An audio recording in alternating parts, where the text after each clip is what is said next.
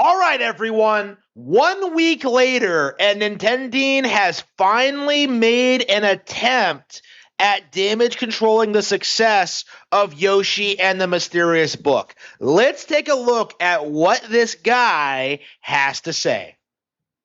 What's up, everybody? So here's something that's kind of flying under the radar that I don't think many people were paying attention to, which I guess is fitting because in general, Yoshi games aren't always the biggest talking point in the world. But much like every other Switch 2 title, it's being glazed and being pushed as if it's this remarkable new achievement for Nintendo. What is he talking about?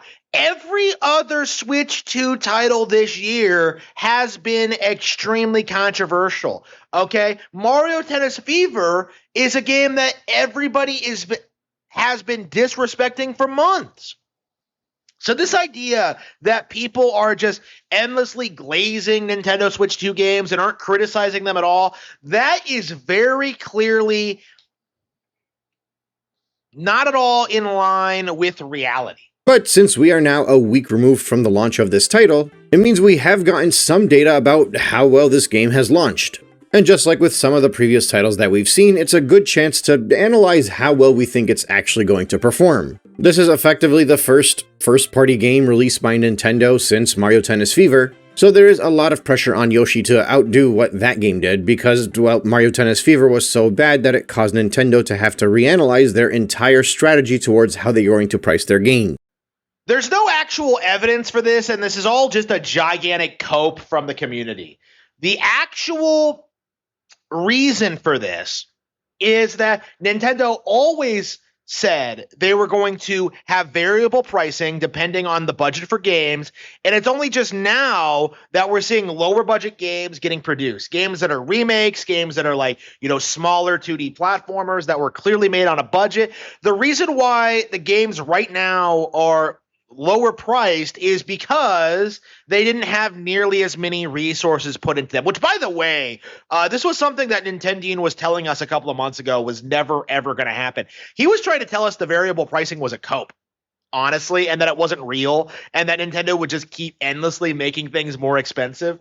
Like, he was wrong, and now he's trying to damage control this by trying to create this fan fiction that the changes to the pricing is a response to consumer feedback and people upset about the price, when in reality it seems like this was what Nintendo was planning on doing all along.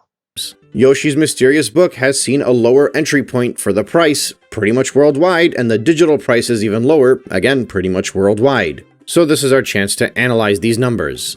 Naturally, we will start where everything Nintendo always begins, and the primary focus since this console launched, Japan. But let's give a little bit of a background for the situation in Japan. So Nintendo, a few weeks ago now, announced that there was going to be a price hike for the Nintendo Switch 2. The way this price hike was announced, and how it's being applied to the different regions, is a very good indication of how well each of those regions are performing. No, it's not. Like, what is he talking about? What is he talking about? It has nothing to do with how the console is performing.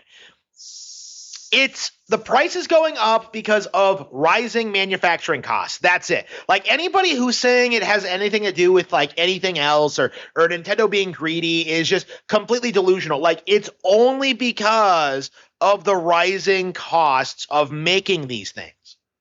So in Japan, Nintendo announced that the price would be going up 20%. And they basically gave the entirety of the Japanese population 2 weeks to rush to the stores to grab a Switch 2 before that price increases. A fairly quick turnaround, and one that has paid off because they've sold almost 500,000 units in the last couple of weeks since the announcement of the price hike, which might actually mean the Japanese sales have officially leapfrogged the US sales for the Switch 2. If not, it's very close now. And obviously this is a very important factor because Nintendo Switch 2 in Japan was launched at around $315 to $320-ish, whereas on the worldwide market it's been at minimum $450. Even more than that in various regions like in Europe, for example, and in Canada. Heck, even after this new price increase that the Switch 2 has gotten in Japan, it's still sitting at $370, so don't be fooled by the idea that it's going to suddenly be too expensive over there.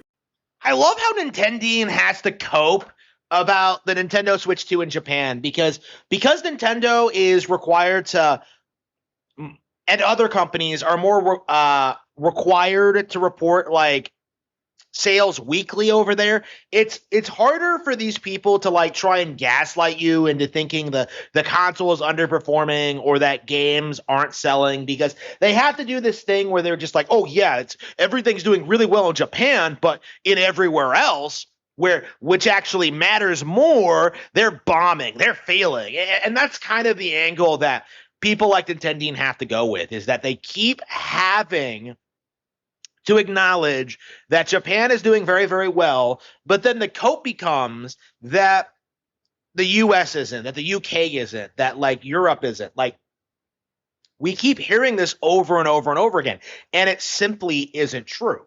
Basically, it's not surprising that nearly 1/3 of the entire population that's buying a Switch 2 is from Japan, which is a massive step up in comparison to the Switch 1, which was nearly 1/5. These numbers are very similar, and these ratios are very similar to the 3DS era, where Japan was significantly outselling the Western markets until nearing the very end of its life. So it's a very good indication of the long-term success or potential success of this console. And it's kind of in line with a lot of the talk that I've been making since the first announcement of this thing, so yeah. Now, with the announcement of the price hike for the Nintendo Switch 2 in Japan, naturally it led to people to flood the stores and buy as many as they can. This is a practice that we've seen pulled by even Sony as recently as a month or two ago, where they saw one of their best weeks in Western markets when they announced that the price of the PS5 would be going up. In fact, everybody flooded and even got a PS5 Pro. Shoot, even the Nintendo fanboys were buying PS5 Pros at this point. Highlighting once again that the most valuable scare tactic there is in order to get sales is to scare people into believing that eventually the consoles will go up in price. Then again, it is effective because they're making the sales and the consoles are going up in price. The gaming industry sucks. So basically, on effectively a random May in the middle of the year, the Nintendo Switch 2 casually managed to move 500,000 units in Japan over a span of 2 weeks. These are holiday numbers outside of the holiday. These are numbers that are so high, they're basically as high as it was when this console was launching, if they had enough units available in the Japanese market. Typically, when a lot of consoles are being sold, and when new games are released on the console around the time that many of these consoles are being pushed, so for example, you have a new holiday game that's being released around the time of the holidays, typically what happens is when these consoles are moving, the newest and latest and greatest games end up getting purchased with those consoles.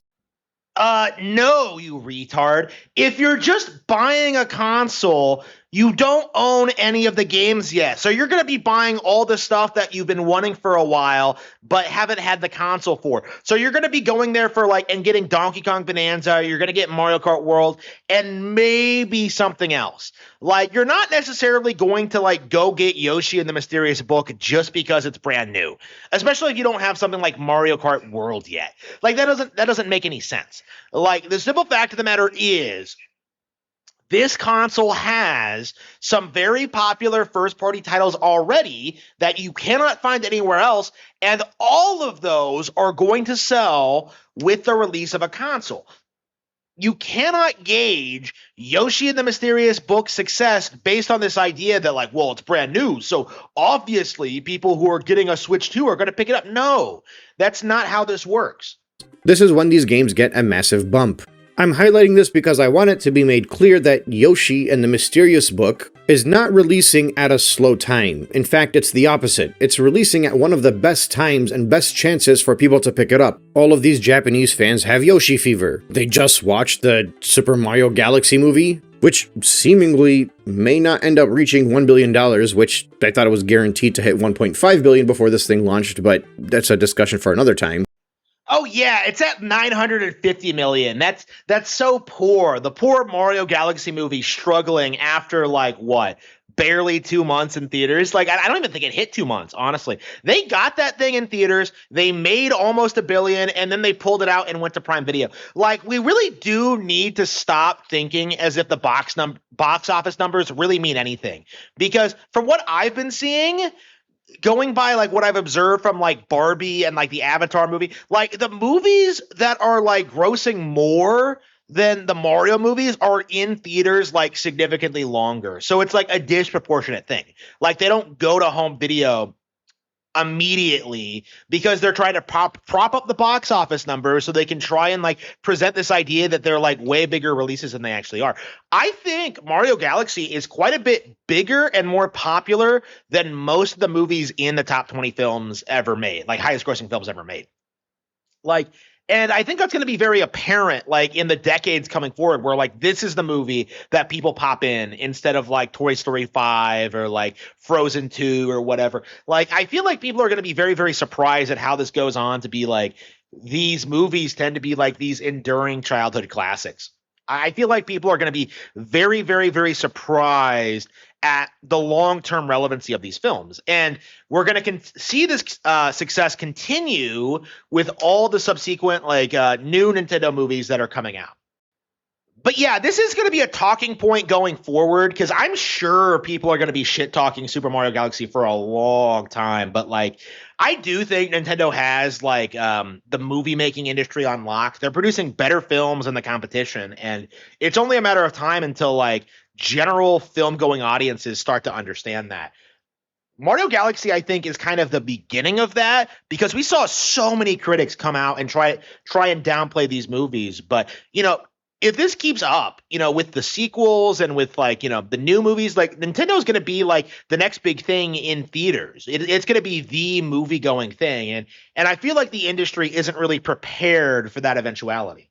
Anyway, so these Nintendo fans in Japan ended up watching the Mario Galaxy movie. They all have Yoshi fever. They go to the store, they buy a brand new Nintendo Switch 2 during a time of a price hike and a time where the console was being severely limited because so many people wanted it from how high in demand the console is because of the price hike that's coming up, and also because it's a lot cheaper in Western markets and the whole thing. They've been very appealing to Japan since this thing launched. Naturally, this whole environment, this whole circumstance, would massively inflate the demand for the new Yoshi game. And the results for the Yoshi title in Japan were basically as much as Mario Tennis Fever sold.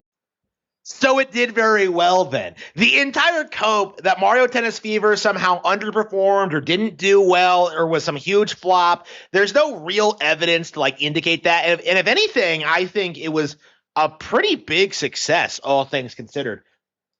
Which obviously, Mario Tennis Fever had a very underwhelming launch. Now, we analyze these games not only based off of how the other games in the console are doing, but also based off how the same games in the franchise have done before. This game sits right smack dab in between Woolly World and Yoshi's Crafted World. Well, kind of. The 3DS version of Yoshi's Woolly World actually also sold 39,000, so the new Switch 2 game is basically exactly tied with the 3DS version in Japan's launch. Now, the funny thing is, the game did manage to sell nearly, 33% more than the Wii U version did, but the total Wii U console sales in Japan, like lifetime sales, were 3.34 million. So at minimum, this thing has almost a 2 times user base the size of the Wii U version, and it barely sold any more than that, despite all of these advantages. Now that being said, if you zoom out a little bit, sometimes the size of the user base doesn't really impact things that much. Not with these early years anyway. The reality is the size of the user base can increase, but the people that are the most passionate about Nintendo games, like the first party stuff, the Yoshi games for example, a larger user base won't always equate more sales. I mean, we saw that the Switch skyrocketed in sales numbers, but we still saw that Yoshi's Crafted World was not like dramatically higher than the previous title. This is actually straight up wrong. In spite of what Nintendeen is telling you, Yoshi and the Crafted World is the 3rd highest selling Yoshi game ever. It's only behind Yoshi's Island DS and Yoshi's Island on Super Nintendo, right? Like this cope he has about like, you know, the 3DS version of Woolly World and like trying to say that like Crafted World wasn't a big success. It's not true. It is just the long and short of it. Like, he's downright misrepresenting the numbers. He's downright lying to you. He's refusing to acknowledge that Crafted World was a very, very, very big step up sales-wise from previous Yoshi games.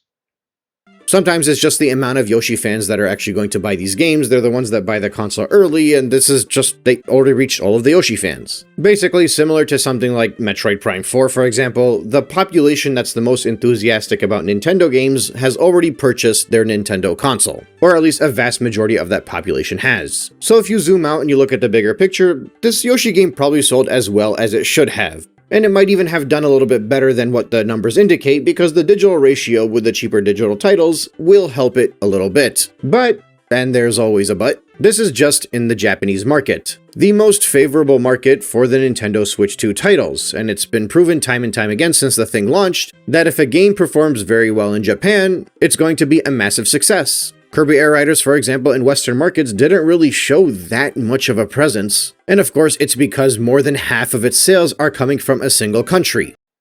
Kirby Air Riders did very, very well. I'm very tired of hearing this cope. Like, 2 million units isn't that much. Like, do you know how much the original sold? Do you know how much Kirby games sell in general? Like, do you know how much the best-selling Kirby game ever has sold? Like, Kirby's always been like a relatively low-budget thing, so it doesn't need to sell as well as other Nintendo properties in order to be considered a success. Like, this idea that people have that like the game failed or it's not on par with, like, it's not really a high quality Switch 2 exclusive. This has not held up under any kind of scrutiny. And I imagine as the generation goes on, we're going to keep seeing people buy Air Riders and keep getting into it and realize how good of a game it actually is. I've been playing it a lot recently and like I've really got into it. So I feel like this is one of those copes that's just, it isn't going to age well. You're going to see this with a lot of Switch 2 games, but a lot of them are going to keep selling forever, like indefinitely. And I think Air Riders, I think Mysterious Book, like I think those are really good examples of like, of how we're going to see these games crack like 5-6 million units when all is said and done. That's Japan. So the question now, is Yoshi going to be so popular in Western markets that it's going to make up for the fairly middling numbers in the Japanese market? And make no mistake, these are middling numbers in the Japanese market. They were also considered middling numbers when they launched on the Wii U and on the Switch. All right, time to bring out the numbers. As you can see here, Woolly World did over 1 million, which was a success. Crafted World did 3.35 million, which, according to this, is actually the second highest selling Yoshi game ever. Okay, according to this, I've seen different numbers because I think the other sales chart I've seen indicates that DS actually sold Crafted World. It's probably one of those situations where they're very, very close, but yeah.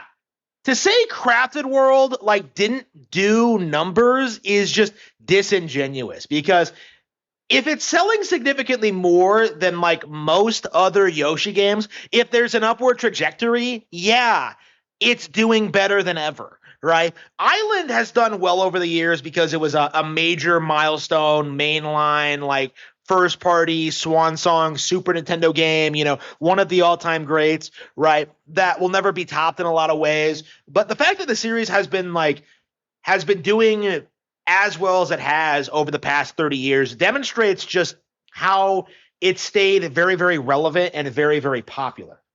So the Western market really has to carry this one here. And, of course, I wouldn't be making this video if I didn't have some kind of data to share about the Western market. So if we assume that Mario Tennis Fever is probably the worst that it can get, let's compare it to Mario Tennis Fever. Industry insider from the UK, Christopher Dring, whom is often considered a very credible source by Nintendo fans when he's sharing popular news only.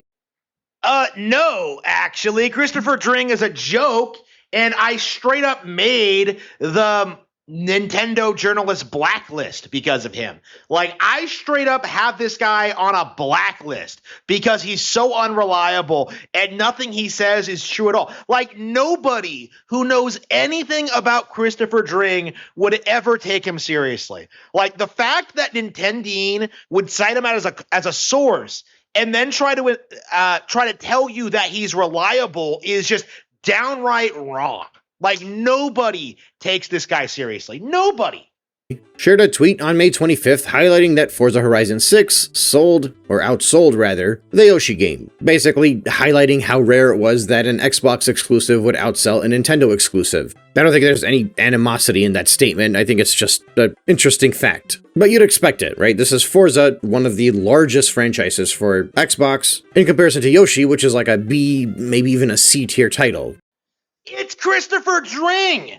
everything he does revolves around this idea that Nintendo is failing in the UK and that it's getting outsold by random PlayStation and Xbox games. This is very in character for him, and it's a major reason why no one takes him seriously. I'm at the point now where I never want to hear about UK sales numbers again because of people like him. But somebody did ask him down below how well this game might have done in comparison to Mario Tennis Fever. This user, Bruno, shows up quite a bit in these sales discussions, and that's going to be relevant shortly after. His Twitter bio indicates that he's a geek for everything related to sales figures and video games, and he's from Spain. And he's typically a very active user on Installbase and etc., so he seems like he's just a very passionate individual that keeps track of this stuff. And again, I'm highlighting this because it's going to be relevant in a few minutes. So the tweet in question, he asked Christopher Dring in comparison to two underperforming Switch 2 first-party titles, Kirby Air Riders and Mario Tennis Fever. Yeah, as I established already, to say Air Riders is like unperforming is just ridiculous. The fact that this guy posts on Reset Era by itself should like instantly discredit anything he has to say. I don't want to hear like anything about Reset Era ever. They're completely irrelevant. They don't contribute anything to the community. They are a complete waste of space, and they are honestly kind of a relic of a bygone age in which NeoGAF, used to absolutely control the online gaming space by just endlessly damage controlling everything that like Nintendo did and by glazing Sony. It was ridiculous.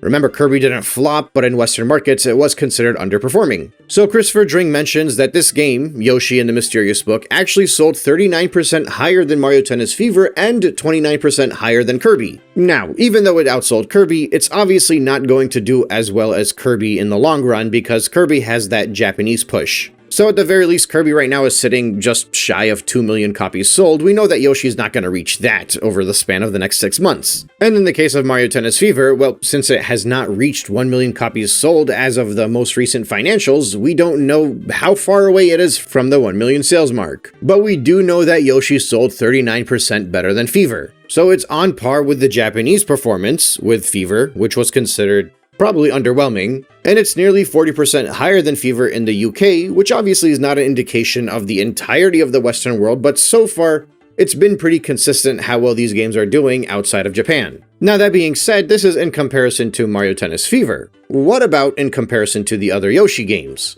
And here's where it gets a bit fun. Now, I don't believe that Mario Tennis Fever actually got any official sales data. I could be wrong on that. But what we did find out when it launched is that it sold 1/3 of the amount that Mario Tennis Aces did.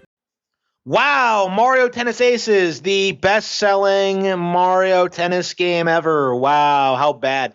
Like, I don't even know if this is true because as we haven't seen any like official reports on how much Tennis Fever has sold. And Tennis Aces is in a weird situation right now where it's still selling alongside Fever.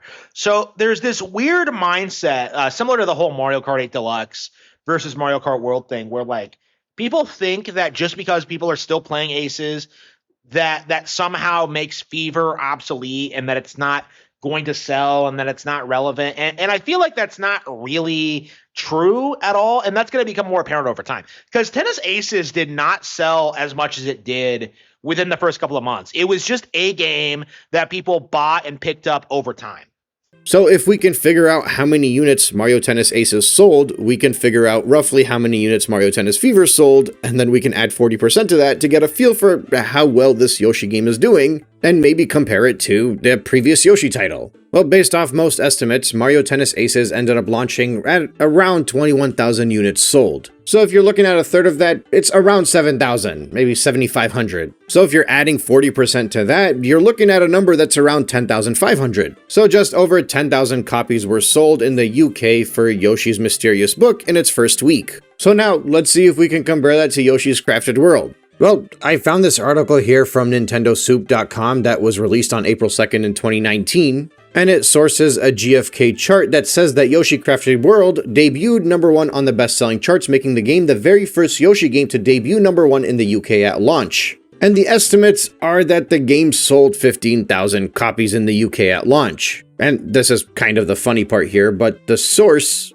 is not a real source. It's the Resetera user, Bruno MB, the same one from earlier on Twitter. So that might be as good as a bit of data that we're actually going to get about this. I tried to search to find something more concrete, but this is the best that I could find. And honestly, I think this individual seems to be really tracking this stuff, and if it's good enough for Nintendo Soup, well, it's good enough for me, I guess. Anyway, so these are estimates, right? The numbers are only official if they come from Nintendo. But assuming these are at least somewhat accurate, that means that yes, while Yoshi and the Mysterious Book sold 40% more than Mario Tennis Fever did at its launch in UK, it also means that when Yoshi's Crafted World launched on the Nintendo Switch, it sold around 50% more in comparison to what Yoshi and the Mysterious Book just did. So what we're seeing with the new Yoshi game on the Switch 2 in Japan is a slight drop-off in comparison to how the Switch 1 game performed, but in Western markets, we're seeing a larger drop-off in comparison to how the Switch 1 game did. But it also doesn't really mean that Yoshi's gonna be a flop. It just means that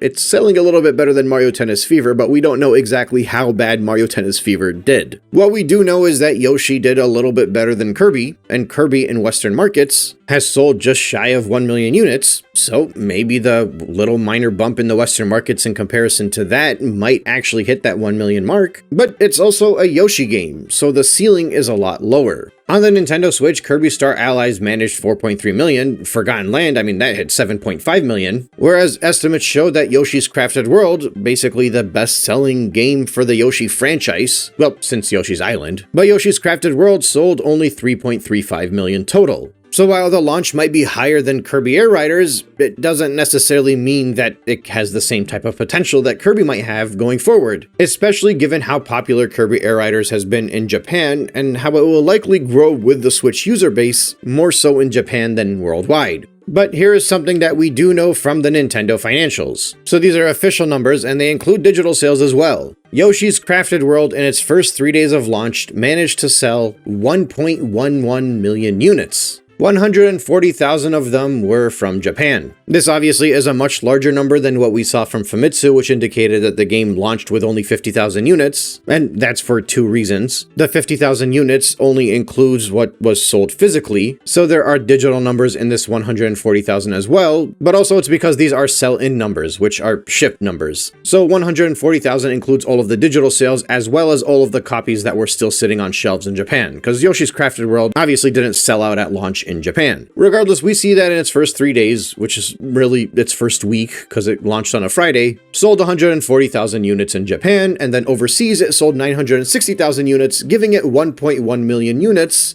in its first week, at least for sell-in numbers. Well, in Japan, the numbers seem comparable, so Yoshi and the Mysterious Book could have sold, or sell-in, or shipped, or whatever word you want to use, roughly the same number of units that Crafted World did in the Japanese market. But outside of Japan and the overseas markets, where it's the biggest portion of this game, it's showing that there is a roughly 33% drop-off. So hypothetically, it could have sold nearly 780,000 units at its launch. But again, these are shipped, sell-in numbers, so they include digital sales and old ship numbers. And what we've seen for Nintendo Switch 2 software ever since the start of the new year was that the new games that have come out since 2026 started are shipping fewer units. Obviously, this is because of the massive surplus of games that all of the Western markets saw nearing the end of last year. Hence why there are so many Switch 2 games that have been on discount through the last 5 months. And that's why so many of the new games are selling out, even though their sales numbers aren't really indicative of something that's worth selling out. What's actually happening is that digital distribution is becoming more and more acceptable. People are using it more. People are buying more games digitally. And as a result of that, physical just doesn't really have that much of an appeal outside of collectors. So you have situations where Nintendo releases games, they're on store shelves, and then they're just like, oh yeah, we're lowering the prices for these games, on the eShop, we're lowering the prices for our games in general, so you can go ahead or do it. Or maybe like retailers are just discounting them themselves, okay? It doesn't mean that they're underperforming or doing badly or like not selling. Like, the simple fact of the matter is that this idea that Nintendo never, ever lowers their price and that they had to do it this time, because these games are selling so poorly, it doesn't really make a whole lot of sense. It doesn't really hold up under any kind of scrutiny, and it's something that we really do need to start thinking about more when talking about sales numbers, because a lot of people are, instead of buying physical Nintendo Switch 2 editions of games, are just upgrading their Switch 1 versions through the eShop. We've seen like that kind of thing happens over and over and over again. And I think we are seeing the industry transition away from the traditional retail model. And it won't happen overnight, and it might not go away entirely, right? We still have like record stores and like vinyls making a comeback and stuff like that. But like, by and large, the era of like physical media being like the defining way to play games in gaming is it's over, or it's very, very close to ending. The Switch 1 had so many record-breaking games and so many amazing numbers, but I don't ever remember a time where a physical Switch 1 game sold out anywhere. And it's because companies would over-order for the Switch 1 games because they knew they were all evergreen, they were going to sell eventually. So this is speculation on my end, but I highly doubt this number right here, 960,000 for Crafted World, for the first 3 days in Western markets. I highly doubt Mysterious Book is anywhere near that. It's not simply only a 35% drop-off, it's probably more than that. Now granted, this is only for the first 3 days anyway, so it's not like these are the numbers that we're going to see when the financials come up in a few months from now. But at least early on, the earliest signs for Yoshi's Crafted World indicate that it's probably underwhelming. Not only in comparison to other Switch 2 games, I mean it might have done better than Mario Tennis Fever, but gosh, everything's doing better than Mario Tennis Fever, but it's also going to underperform in comparison to Crafted World, which already had pretty low sales numbers. And that's despite the game launching right before the big pandemic boom, when all of the Switch 2 titles really started to skyrocket because everybody started to buy a Nintendo Switch 2. First of all, as we've established, Crafted World is one of the highest selling Yoshi games ever, right? The sales numbers were fine. Second of all, it launched in early 2019. Like January, I think it was January 2019.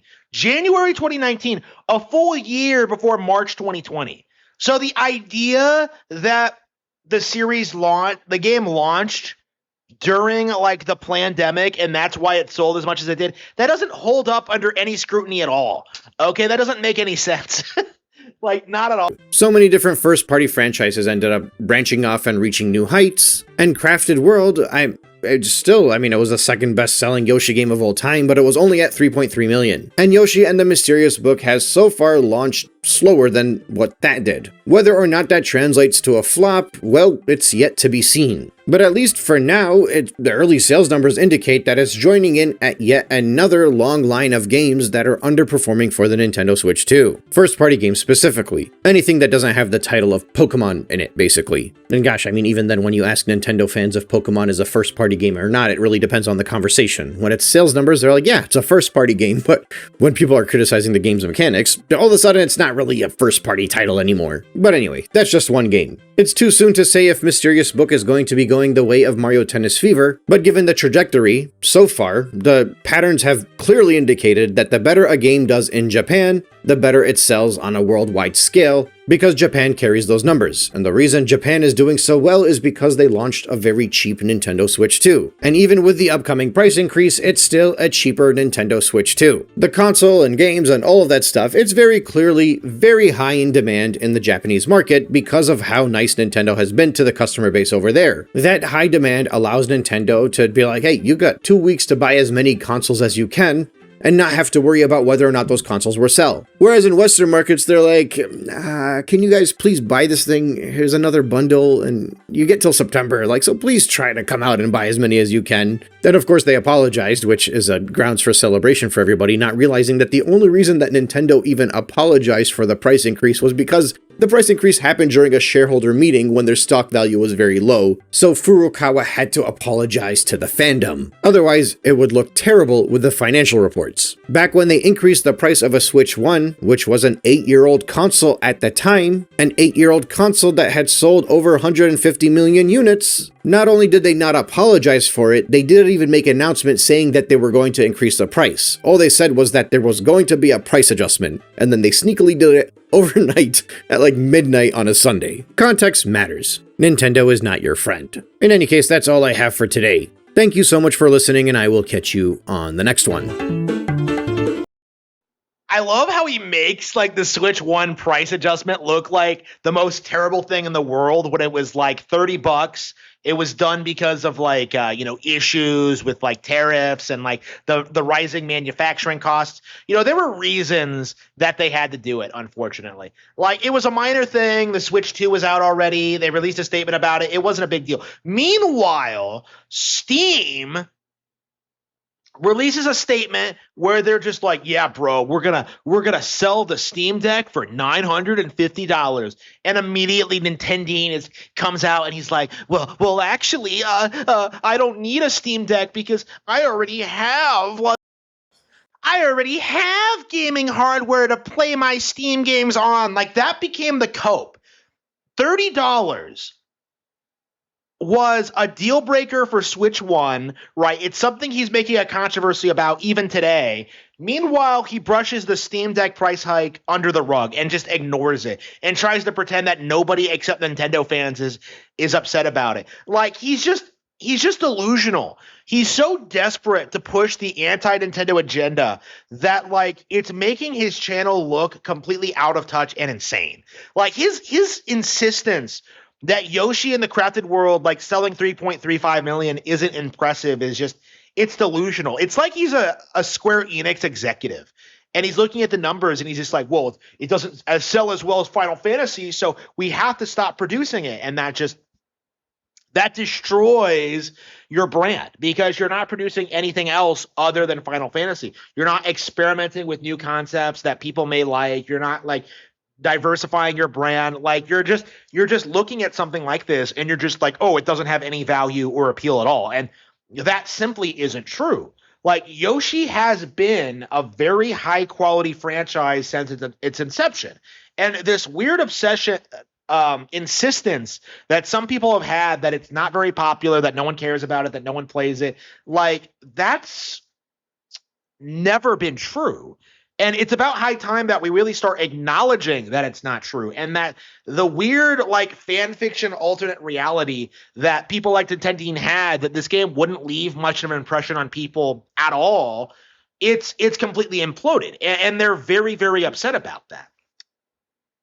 All right, but that's all I had to say. So I am Harman Smith. This is my channel. Be sure to like, comment, and subscribe. Check out my website. Buy my books, support my Patreon, and do anything you possibly can for me. I would very appreciate it. Thank you all for your support. Thank you for watching, and I will see you all next time. Thank you.